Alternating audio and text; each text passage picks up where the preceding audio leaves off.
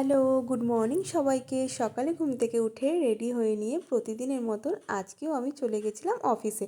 আর তার আগে কোনো ক্লিপ নেওয়া হয়নি। অফিসে গিয়ে একটু কাজ করে নিয়ে কাজের ফাঁকে আমরা দেখতে বসে গেলাম কি বলো তো, গাড়ি। কেননা কালকে আমাদের একটা বিয়ে বাড়ি আছে, সেখানে আমরা এই গাড়িটা করেই যাব। তাই একটু আমরা সার্চ করে দেখে নিচ্ছিলাম গাড়িটা কেমন। আর সবাই সেখানে গিয়ে একসাথে জড়ো হয়ে দেখছিলাম, আর আমি তার ফাঁকে একটুখানি ভিডিও করে নিলাম।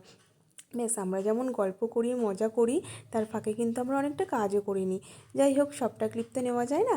কাজ শেষ করে বাড়িতে ফিরলাম। বাড়িতে ফিরে একটু রেস্ট করে আমি চলে গেছিলাম আজকে মঙ্গলবার বলে বজরংবলীর মন্দিরে পুজো দিতে। পুজো দেওয়া হয়ে গেলে আমি ওখান থেকে চলে গেছিলাম একটু ভদ্রকালীতে। এখানে তো জানো সবাই কত ভালো ভালো মিষ্টি পাওয়া যায়। সবথেকে ভালো লাগলো আমার এইটা আজকে। যাই হোক, আমি দাঁড়িয়ে রয়েছিলাম কখন আমাকে খাবার দেবে বলে। ব্যাস, আজকে কিন্তু আমি মিষ্টির দোকানে গিয়ে মিষ্টি নিইনি, একটু নিয়েছিলাম ধোকলা আর দই বড়া। ওই দুটোই আমার খেতে খুব ভালো লাগে। প্রথমেই আমি ধোকলাটা টেস্ট করে নিচ্ছিলাম, কেননা আমার ধোকলাটা খুবই প্রিয়। তারপর আমি একটুখানি টেস্ট করে নিলাম দই বড়া, কেননা দুটো জিনিস যখন নিয়েছি টেস্ট তো করতেই হবে।